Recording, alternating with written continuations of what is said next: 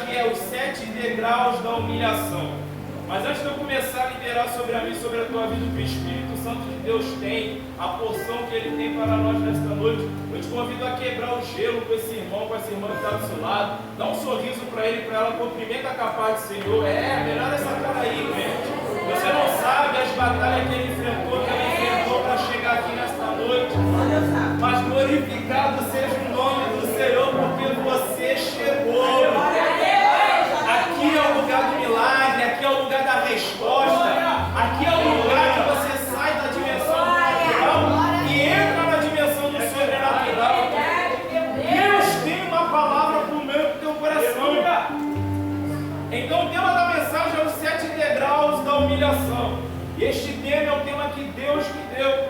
Então nós não vamos falar de degraus de escada em questão ascendente, que seria subindo, e nem em questão descendente, que seria descendo, não.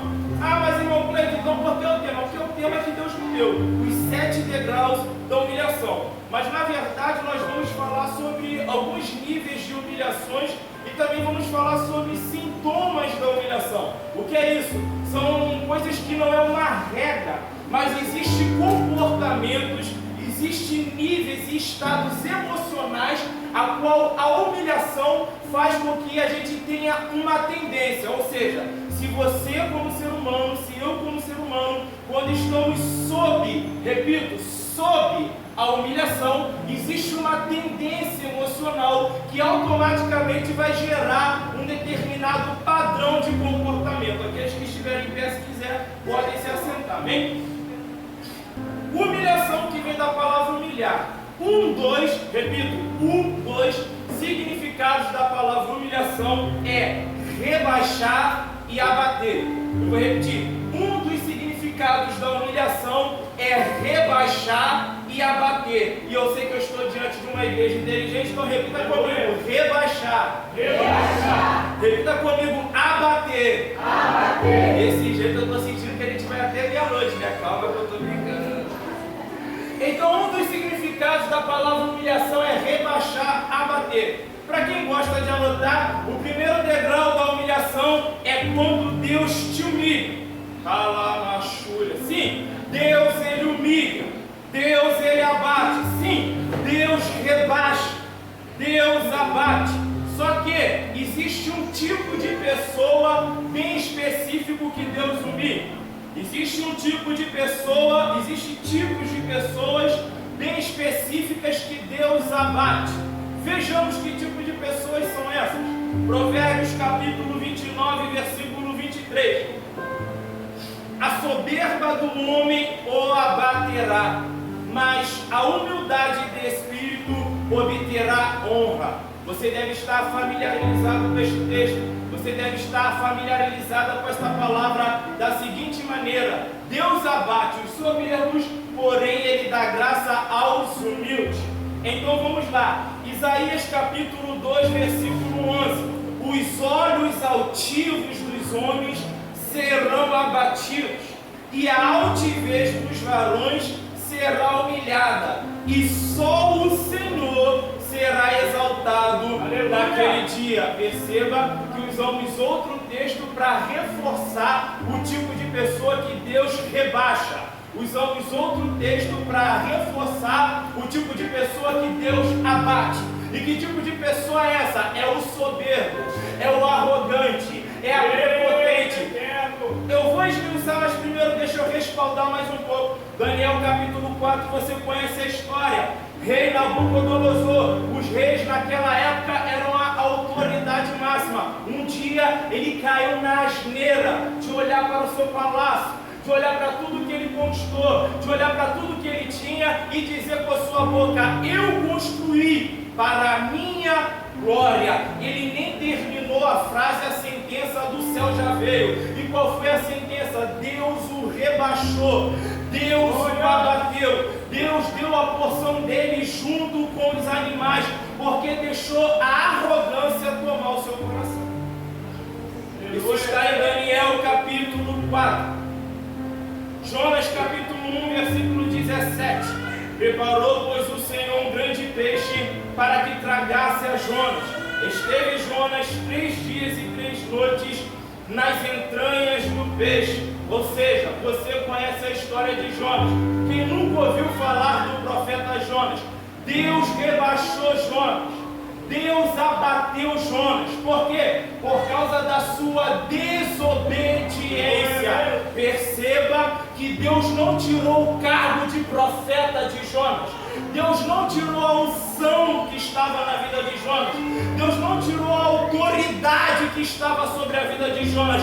Mas Deus o abateu. E eu particularmente tive o privilégio de ouvir o meu pastor pregar diversas vezes que o soberbo Deus abate com furor. A soberba Deus abate com furor. Qual é o segredo, irmão Cleiton? Trata todo mundo bem. Por quê? Porque você não sabe na onde quem Deus colocou a tua vitória.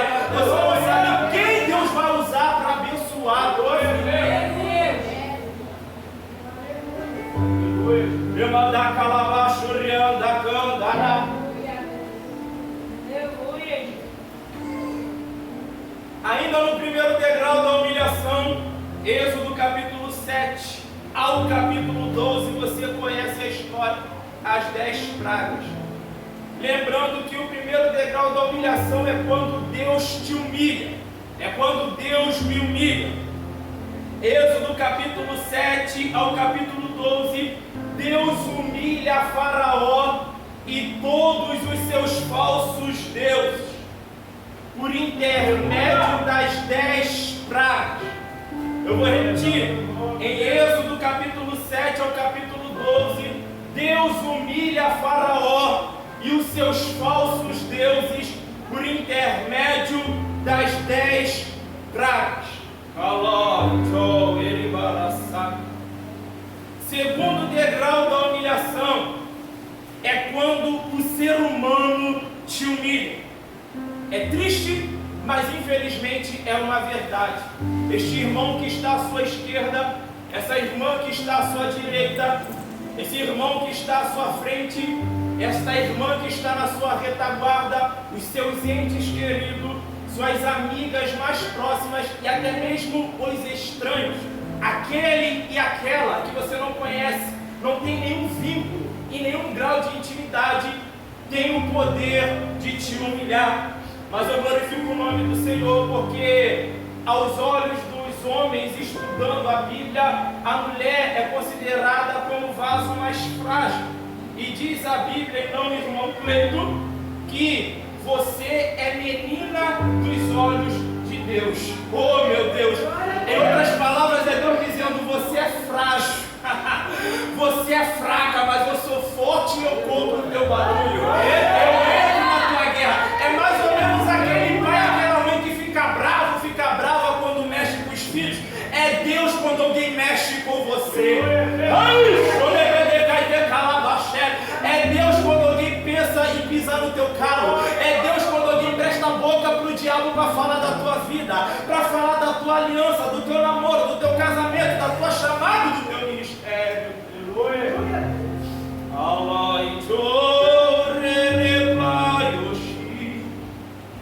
Então o segundo degrau da humilhação é quando o ser humano te humilha. Onde está isso na Bíblia, irmão Cleiton? 1 Samuel capítulo 1, versículo 6.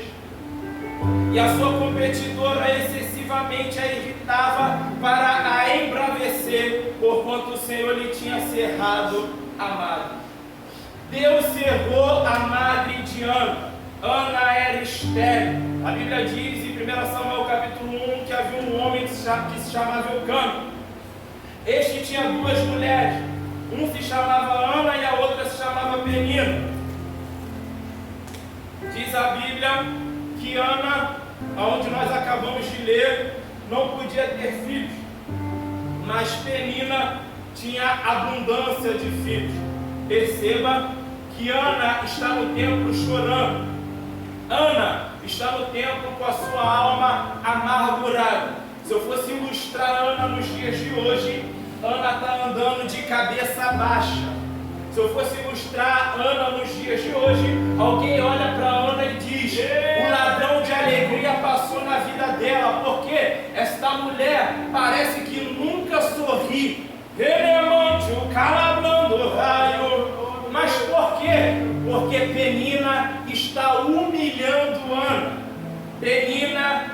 jogando na cara de Ana: eu tenho e você não tem, eu posso e você não pode. Perceba que Ana está sendo humilhada, rebaixada, abatida dentro da sua própria casa.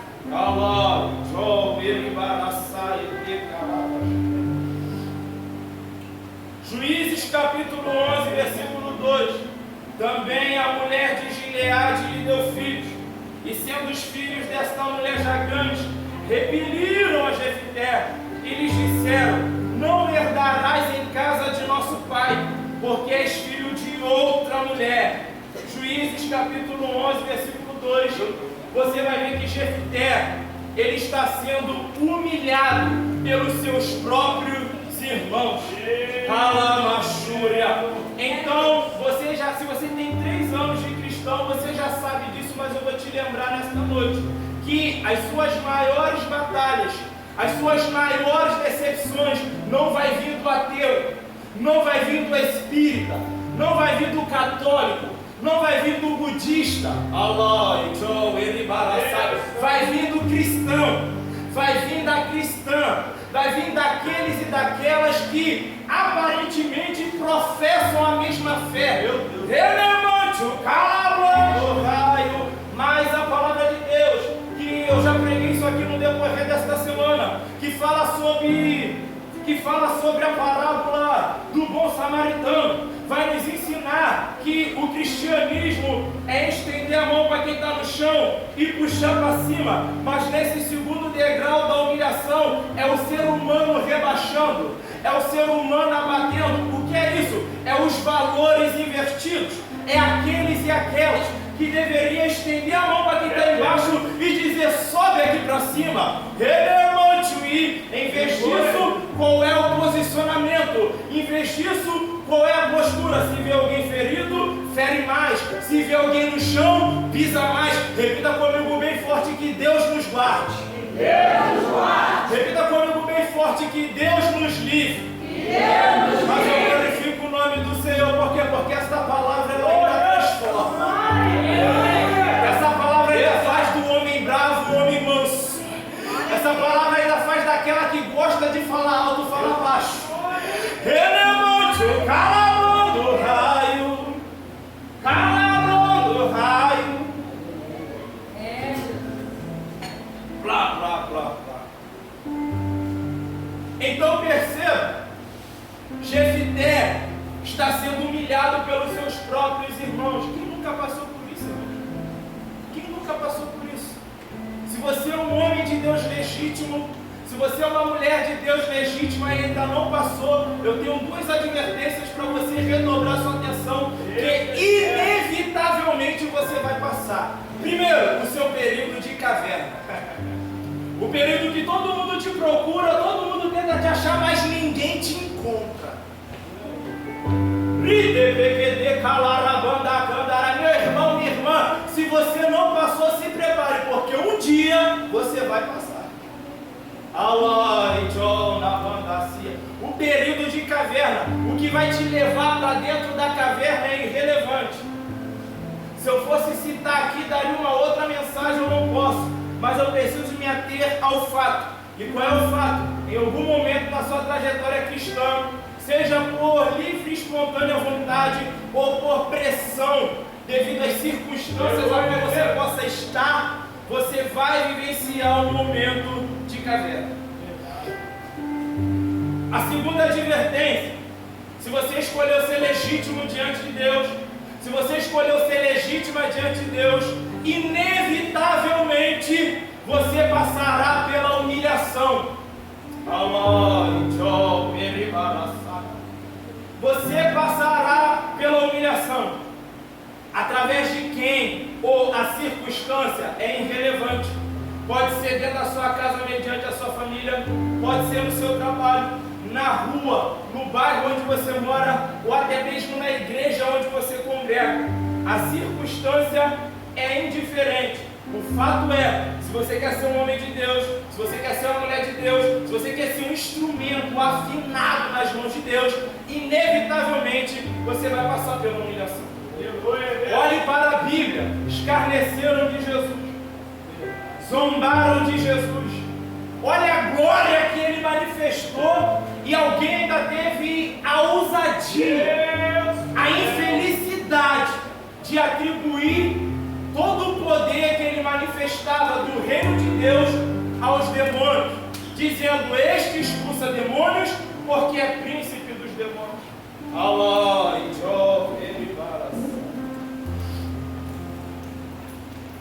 Então perceba que inevitavelmente a humilhação, obrigado, Deus abençoe, ela faz parte da vida do homem de Deus, ela faz parte da vida da mulher de Deus. Entenda, eu não estou dizendo que você vai viver uma vida de humilhação, mas na sua trajetória é necessário. Eu sei que isso não bota um sorriso no seu rosto, eu sei que isso não arranca de você um glória a Deus, um aleluia, mas olha para quem está do teu lado, fala com carinho, respeito, mas com autoridade, é necessário. Deus, é desse jeito bem triste mesmo, porque é triste quando você tem que dentro de casa, na condição de filho, ser humilhado pelo pai. É desse jeito bem triste mesmo que é anunciado, porque é triste você na condição de filha ser humilhada pela sua própria mãe. É repassado dessa forma mesmo, de uma forma desanimadora e triste, porque de fato é triste. O esposo, aquele que deveria amar, humilhar sua esposa. A esposa que deveria amar, humilhar o seu marido. É triste mesmo. Raponto que tecou calabadaçai. Renemantui calabrando. Mas eu glorifico o nome do Senhor. Por quê? Porque nas tuas mãos tem algo. Olha para quem está ao seu lado, diz: espera, Deus colocou, diz. Muito desanimador, fala com mais vontade. Deus colocou. Agora olha para ele e diz: algo nas suas mãos. Agora olha para ele e diz: é este algo. Olha para ele e diz que Deus vai usar. Agora fala com autoridade para te honrar. Olharam para Jefité e falaram: aqui tu não herda nada. Aqui para nós você não é ninguém. Aqui para nós tu não tem autoridade. Aqui para nós te olhamos e você é o mesmo que nada. Aí quando Jefité vai embora de cabeça baixa para a terra de Tobi, alguns homens levianos vai com ele. Isso está em Juízes capítulo 11. A Bíblia diz que chega a guerra. E quando chega a guerra, a primeira coisa que eles se lembram é daquele que eles desprezaram. E quando chega a guerra, a primeira coisa que eles lembram é daqueles que eles zombaram. E quando chega a guerra, a primeira coisa que eles se lembram: existe um que tem habilidade. Aleluia! Meu Deus, glória! A guerra está chegando, mas eu conheço alguém que é bom na guerra. Eu conheço alguém que tem coragem.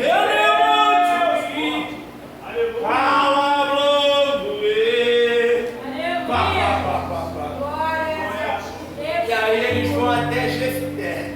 E aí Jefité, que não é bobo, ele vai dizer: ó, eu até volto, mas agora é sobre minhas condições.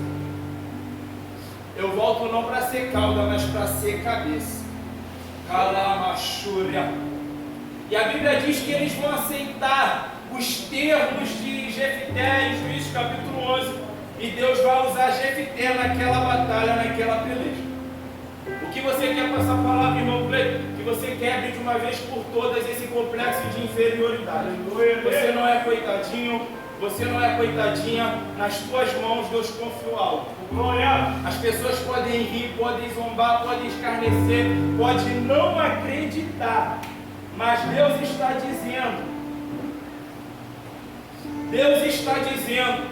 eu confio em você, porque eu coloquei nas tuas mãos. E é exatamente isso que eu coloquei nas tuas mãos, que eu vou usar para honrar a tua vida.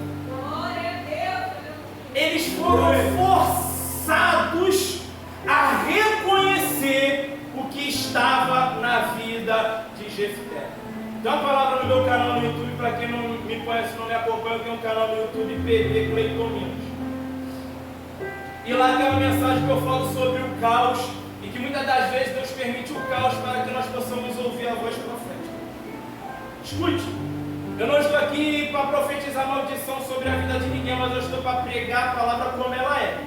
Se necessário for, Deus permitiu o caos, seja em qual âmbito da tua vida for, só para alguém olhar e reconhecer que na tua vida Deus confiou algo grande, Deus vai permitir o caos.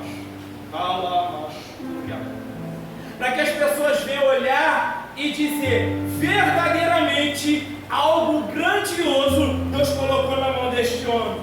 Algo extraordinário Deus confiou na vida desta mulher. João capítulo 8, versículo 4, você conhece a história. E pondo lá no meio, disseram-lhe, mestre, esta mulher foi apanhada no próprio ato adulterando. Perceba que ainda estamos no segundo degrau da humilhação, que é quando o ser humano te humilha. E João capítulo 8 é um texto que ilustra de forma exata essa situação. Escribas e fariseus vão trazer uma mulher que é pega no ato adulterando, ela é pega em flagrante. Ou seja, o ser humano está colocando ela em uma condição de humilhação porque ela está exposta.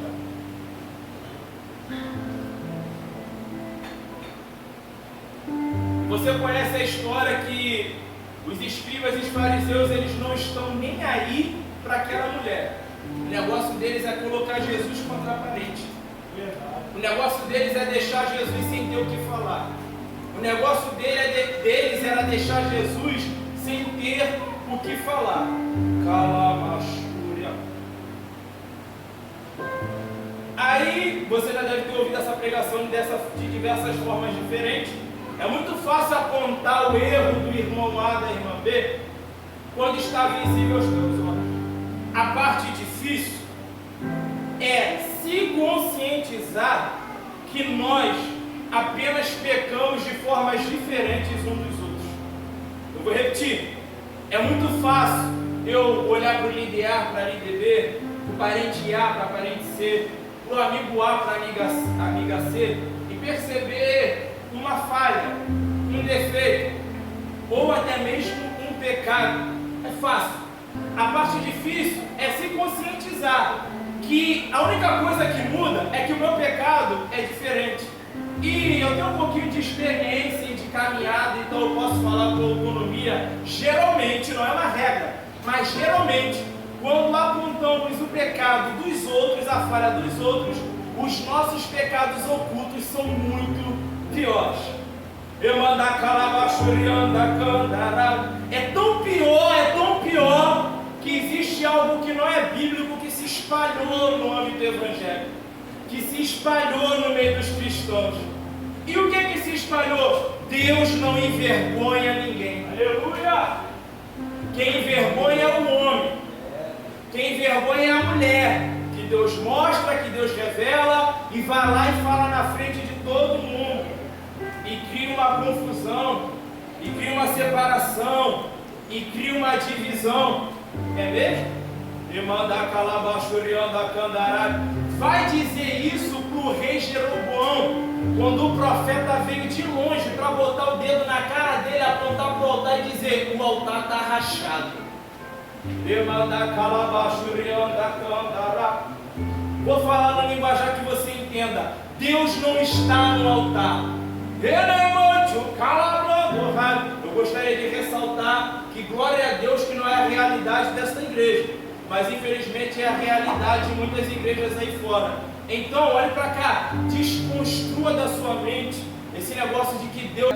Então muito cuidado, eu e você, cada um de nós, quando queremos tirar o argueiro do olho do nosso irmão e não reparamos a trave que está no nosso. Aleluia, Deus. Que decalabada sai, elevante-me, alabando-me. Aleluia. Deus não envergonha ninguém? Diz isso para 450 com 400. 1 Reis capítulo 18. 400 profetas de Baal, 400 profetas de Azera, 450 profetas de Baal, se não me falha a memória, dando um total de 850 falsos profetas, sem contar o povo que estava ali presente. passaram uma vergonha, passaram uma grande humilhação. Por quê? Porque tinha que ter uma prova de quem era o verdadeiro Deus. Pularam, se retalharam com faca, com loceta, mas não houve resposta nem voz alguma. Agora, quando chega o profeta Elias, a primeira coisa que ele faz é se preocupar com o altar. Quando ele repara o altar e faz conforme Deus o instruiu, a Bíblia diz que desce fogo do céu e Deus dá a resposta àquele povo, mostrando quem era o verdadeiro Deus. Ao ponto dos falsos profetas morrerem à espada.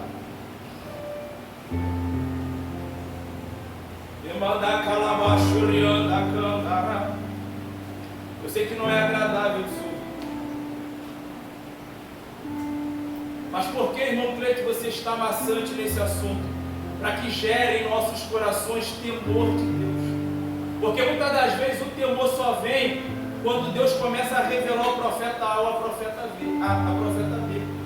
Que aí as canelas começam a tremer, o coração começa a bater mais forte. Que possamos ter temor de Deus e saber que a roupa, o cântico, a forma que prega, que ora, que se expressa, é só um reflexo do que vivemos no secreto. Quem entendeu, diga amém. Amém. Terceiro degrau da humilhação, eu preciso correr. Agora nós não vamos falar da humilhação propriamente dita, mas é sintoma. Lembra que eu falei que eu ia falar de alguns sintomas da humilhação? Um dos sintomas da humilhação, não é uma regra, mas aquele e aquela que passa por humilhação tem a tendência de viver o desequilíbrio emocional. Eu vou repetir: desequilíbrio emocional. O terceiro degrau da humilhação, desequilíbrio emocional. Daniel capítulo 3, versículo 19. Então Nabucodonosor se encheu de furor e se mudou o aspecto do seu semblante contra Sadraque, Mesaque e Abednego. Falou e ordenou que o forno se aquecesse 7 vezes mais do que se costumava aquecer. Mateus capítulo 17, versículo 15. Senhor, tem misericórdia de meu filho, que é lunático, sofre muito, por muitas vezes cai no fogo e muitas vezes na água. O que é isso? Desequilíbrio emocional pode ser causado tanto por humilhação ou por demônios. Redobre sua atenção, escute isso. Desequilíbrio emocional pode ser causado tanto pela humilhação, sintoma da humilhação, mas também pode ser causado por demônios.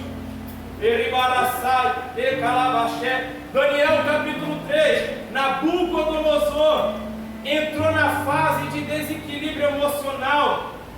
Por quê, irmão Cleio? Porque Sadraque, Mesaque e Abednego contrariou a ordem dele. Quem é Nabucodonosor? A autoridade máxima. Naquela época, palavra de rei era lei. Ninguém podia ir contra a palavra do rei. Sadraque, Mesaque e Abednego não está cumprindo a palavra do rei. Nabucodonosor ficou irado, se sentiu humilhado. Por quê?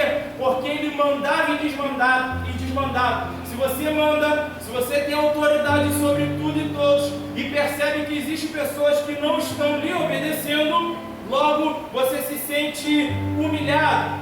Irmão Cleito, não é bem assim, mas no decorrer do texto Nabucodonosor libera a sentença, e para agravar a sua humilhação, a sentença que ele estabelece não é concluída. Por quê? Você conhece a história.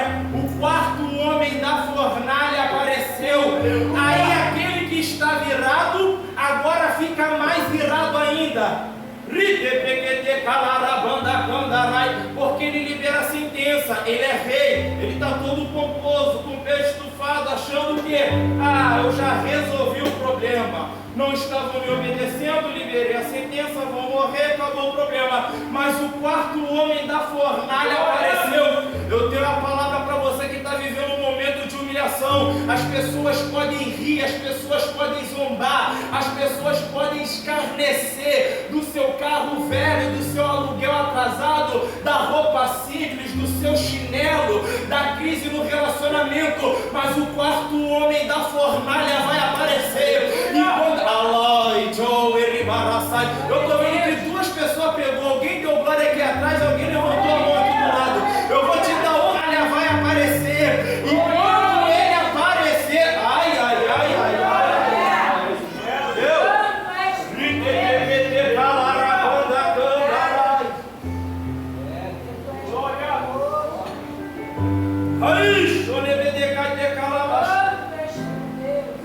Ele vai aparecer. O quarto homem da fornalha, ele vai aparecer.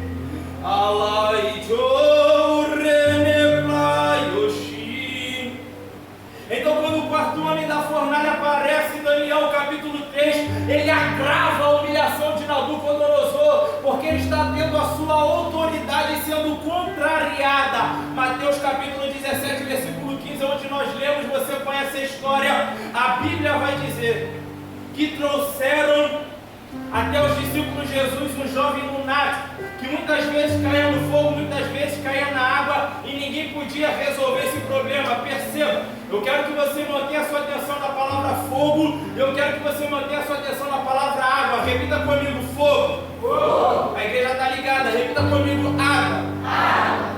Escute, o fogo vai simbolizar e representar guerra. A água vai simbolizar e representar paz.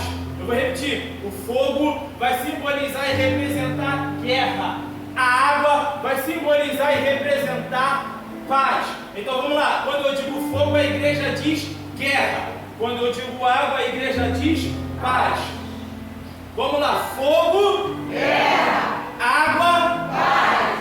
Aí você vai dizer, prova isso, irmão Cleiton. Vou provar. Eu não sou nenhum estudioso de história, mas quem é bom de história? Estou falando de história, normal. Não estou falando de história de Israel, estou falando de história. Quem é bom de história vai concordar que nos períodos de guerra, nos tempos antigos, o fogo ele era uma arma poderosa para as batalhas. Queimar as aldeias vizinhas, colocar fogo na ponta da flecha, entre outras armas e outras coisas que eram usadas naquela época. E a água vai simbolizar a palavra de Deus, a presença de Deus. E diz a Bíblia no irmão Cleiton que Jesus, um dos seus nomes é Príncipe da Paz. Por que esta colocação, irmão Cleiton? Terceiro degrau da humilhação, desequilíbrio emocional. Diz a Bíblia no irmão Cleiton que aquele jovem muitas vezes caía no fogo e muitas vezes caía na água. Perceba o desequilíbrio. Há momentos que está vivendo um período de guerra e há momentos que está vivendo um período de paz. Ficou bonito, vamos de novo. Há momentos que está vivendo um período de guerra e há momentos que está vivendo um período de paz. Eu não vou pular, eu não vou bater pé, mas levante a sua mão que isso é profético. Eu profetizo uma porção de equilíbrio sobre a tua vida. O terceiro degrau da humilhação não vai te tirar do seu ponto de equilíbrio. Você não será um homem desequilibrado. Você não será uma mulher desequilibrada. Ei, olhe para cá. Pessoas desequilibradas largam seus empregos sem pensar. Faz primeiro e pensa depois. Pessoas desequilibradas largam as suas famílias sem pensar. Faz primeiro e pensa depois.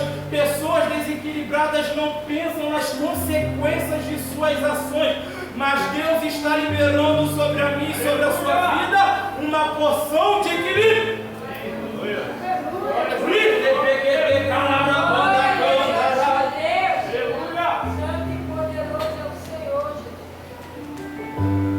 Aí você vai dizer, irmão Cleiton, eu até tento, mas eu não consigo, porque tem algumas coisas que estão entaladas aqui. Está preparado? Está preparada? Lá vai. Só está entalado porque tu ora pouco.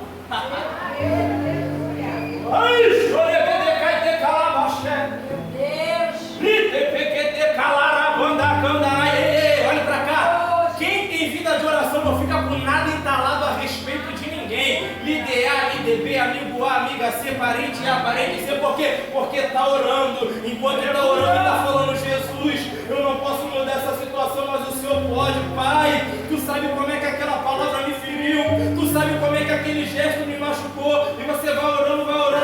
Se tu está com alguma coisa entalada, tu que decalada sai. é sinal de que você está orando pouco. No mínimo, você está orando menos do que deveria. Lá vai uma dica, porque eu tenho que correr, que a hora já está indo. Faça do seu lar, levante no seu lar um altar de oração. Plá, plá, plá, plá, plá. Vamos lá, quarto degrau, não se preocupe, são apenas 7. Sintomas da humilhação. Vale ressaltar que não é uma regra, ok? Mas quando eu, você, nós passamos por humilhação, nós temos uma tendência, ok? Aqui, irmão Cleito, o quarto degrau da humilhação: irritabilidade. Conhece alguém nervosinho? Conhece alguém que é nervosinho? Plá, plá, plá, plá. Escute, não é uma regra, irmãos, repito, mas o quarto degrau da humilhação, que é o sintoma da humilhação: irritabilidade alta. Agora olhe para cá. Existem pessoas que, pela falta de equilíbrio emocional, têm uma infelicidade muito grande. Pergunte para mim qual. Quero ver se a igreja está ligada. Pergunte para mim qual. A seguinte infelicidade: se a pessoa ela é humilhada, independente de onde seja, ela tem a infelicidade de humilhar outros, só porque alguém humilhou. Só que Deus dá a mim e a você equilíbrio. O que é isso? Fizeram comigo, mas isso não significa que eu vou fazer.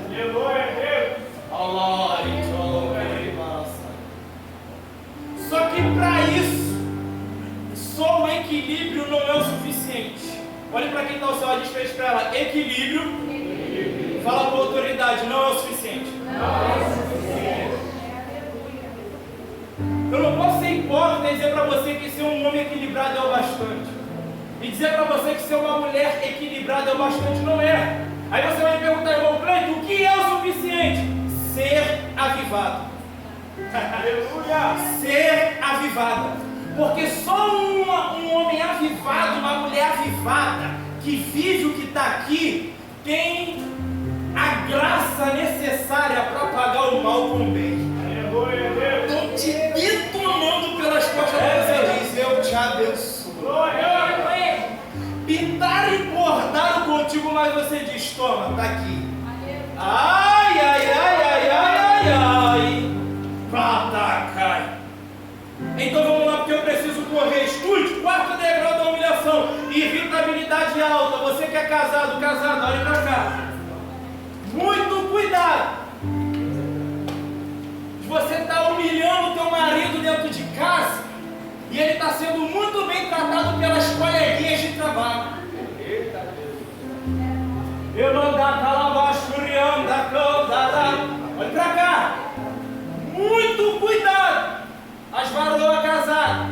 Já falei, né? Então agora os maridos.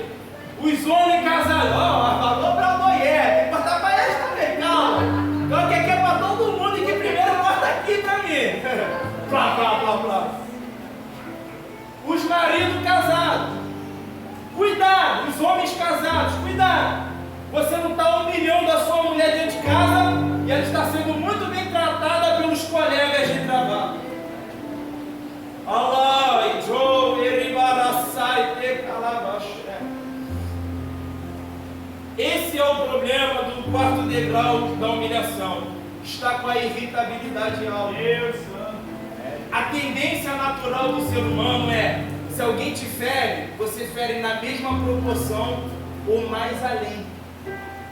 Essa é a tendência do ser humano, entendeu? Vou colocar de um jeito que você entenda. Se a sua mãe te deu desprezo, se a tua mãe falou palavras que magoou e feriu profundamente seus sentimentos, que você demorou anos para liberar perdão, e pelo Espírito alguns que aqui estão nem têm alcançado essa graça ainda de liberar tamanho perdão, a sua tendência natural quando tiver um filho, uma filha, é fazer a mesma coisa.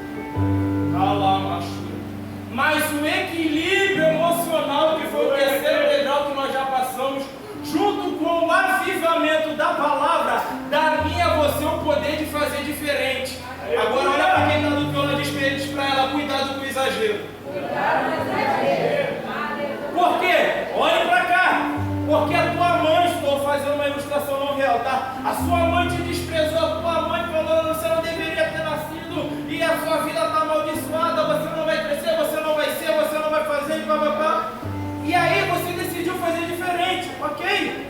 Glória a Deus por isso. Mas você exagerou. E aí, em vez de apenas dar amor à sua filha ou ao seu filho, você quer viver a vida da tua filha. Você quer viver a vida do teu filho. Stel, Inai, Pô, Calabando-se.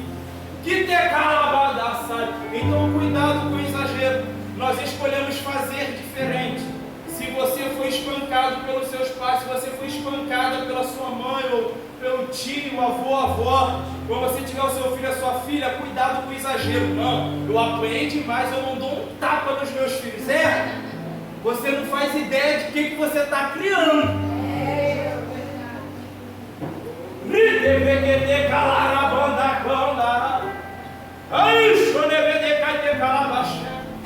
Eu nunca corrigi a minha filha. Você não sabe o que você está.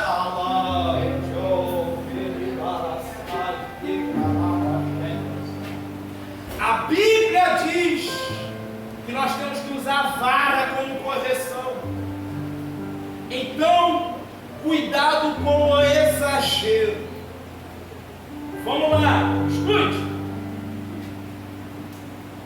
Quando você humilha, estamos no quarto degrau, a irritabilidade em alto.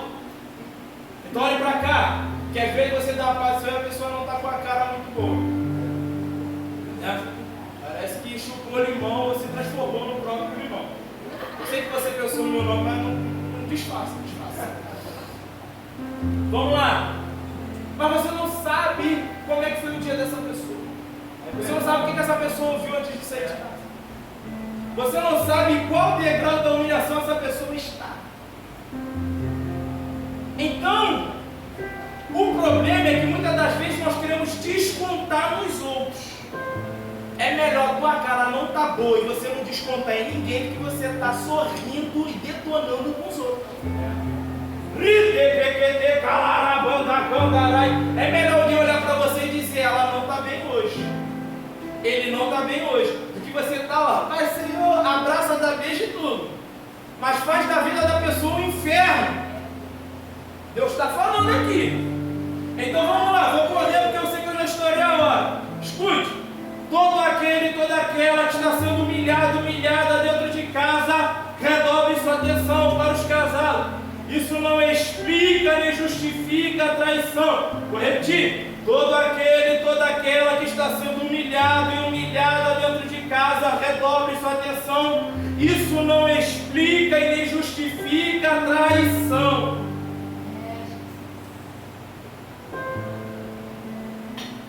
Alabadacel. Escute, esse negócio de usar como desculpa algo que te fizeram para justificar os teus pecados, os teus erros, a forma que você se posiciona, isso é meninice.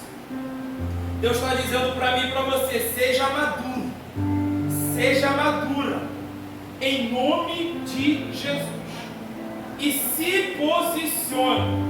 Quinto degrau, prometo não demorar. Obrigado, Vasco, Deus abençoe. O quinto degrau da humilhação, para quem está acompanhando, para quem está anotando: sintoma da humilhação, angústia. Um dos significados da angústia: sofrimento. Para você que é novo, nova na fé, o sofrimento faz parte da vida cristã. Diz isso para quem está ao seu lado. Diz: o sofrimento, diz para ela, faz parte diz para ela, da vida cristã. Olhe para cá, porque quem sabe alguém disse para você que quando você aceitasse Jesus, você ia cruzar as pernas, sentar na cadeira de praia e tomar água de coco. Não. Tem perseguição, tem calúnia, tem injúria, tem fofoca, tem crise financeira no casamento. Vou correr. 2 Timóteo capítulo 2, versículo 3. Sofre, pois, comigo. Em outras palavras, ele está dizendo: o quinto degrau da humilhação eu conheço, é a angústia. Em outras palavras, ele está dizendo: o quinto degrau da humilhação eu conheço, é o sofrimento. 2 Timóteo capítulo 2, versículo 3. Sofre, pois, comigo as aflições como bom soldado de Jesus Cristo. Aleluia! Meu irmão, não dá para você mais andar de cabeça baixa. Minha irmã, não dava para você andar de cabeça baixa. Olha para quem está atrás de peixe para ela. Você é um guerreiro. Você é um guerreiro. Olha para ela para ele. Você é uma guerreira. Você é uma guerreira. Salmo 119, número 50. Isto é a minha consolação na minha angústia, porque a tua palavra me vivifica. Salmo 107, número 28. Então clamam ao Senhor na sua tribulação, e Ele os livra das suas angústias. Duas verdades e vou para o sexto degrau. Primeira verdade: no quinto degrau da humilhação, que é a angústia, tem consolo para o meio do teu coração. Segunda verdade: no quinto degrau da humilhação, que é a angústia, tem livramento. Olha para quem está do teu lado, seja profeta de Deus para a vida dele, para a vida dela, e diz para ela: já está acabando. Já está acabando.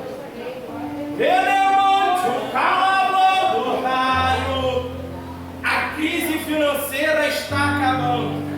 Esse problema no teu casamento está acabando. Quem está solteiro, solteira aqui, esse período de solteiro está acabando. Esse período de solteira está acabando. Esse período de enfermidade, de doença está acabando.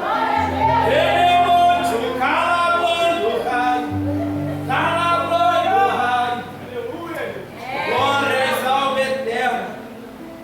Está acabando. Sexto degrau da humilhação. Sintoma da humilhação. Qual? Medo. Que pode gerar pânico e que pode estar de forma indireta interligada à raiva. Então vamos lá, escute. Tem coisas que você viveu que produziu em você um medo excessivo. Alguns têm medo do desemprego, outros da dor da perda. Já se viu nessa situação? De olhar para alguém que você muito ama e dizer, não com seus lábios, mas no seu coração: se o Senhor levar, eu não sei se eu atendo. Se o Senhor tirar, eu não sei se eu suporto. Medo. Alguns medo da cirurgia. E aqui fazemos menção de uma verdade. Independente se você já vivenciou algo que agravou o seu medo, ou se você não vivenciou, mas tem dentro de si, carrega esses medos, eu tenho uma verdade profética para mim, para a tua vida. Que verdade é essa? Hoje é noite de superação. Aleluia! Ei, nós pregamos um Deus que passa contigo na mesa de cirurgia, mas que também cancela a cirurgia. Aleluia! Quem sabe você tentou um relacionamento e passou pela dor de desmanchar. Desmanchou um namoro, desmanchou um noivado, desmanchou um casamento, passou pelo divórcio. E você disse: eu nunca mais vou conseguir amar de novo, eu nunca mais vou conseguir confiar em alguém de novo. Deus está dizendo: hoje é noite de superação. Você passou pela dor da traição, a sua família te traiu, o ministério, quem sabe alguém te deu a famosa apunhalada ministerial. Você foi pega de surpresa. Você foi pego de surpresa porque você ajudou, você orou, você investiu. Mas quando colheu, em vez de colher fidelidade, colheu traição. Em vez de colher honra, colheu desprezo.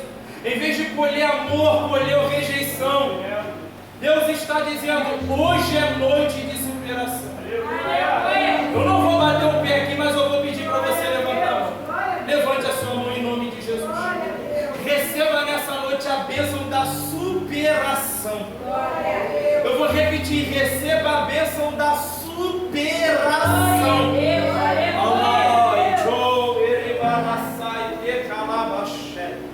2 Timóteo capítulo 1, versículo 7. Porque Deus não nos deu espírito de temor, mas de fortaleza, e de amor, e de moderação. Isaías capítulo 41, versículo 13. Porque eu, Senhor teu Deus, te tomo pela tua mão direita e digo: não temas, que eu te ajudo. Salmo 53, de número 3. No dia que eu temer, hei de confiar em ti. Irmão Cleiton, como que eu consigo a bênção da superação? Está aqui. Aleluia. Subir ao monte é louvável, mas não te dará a bênção da superação. Uma madrugada inteira acordada em um culto chamado vigília é uma bênção, vale a pena. Você está plantando e plantando em terra fértil, mas não vai te dar a bênção da superação. 1 hora de oração dentro de casa já fiz, e situações desfavoráveis que vivo hoje não é nenhuma surpresa, porque Deus me mostrou em 1 hora de oração que eu fiz dentro de casa. É louvável, mas não te dá a bênção da superação.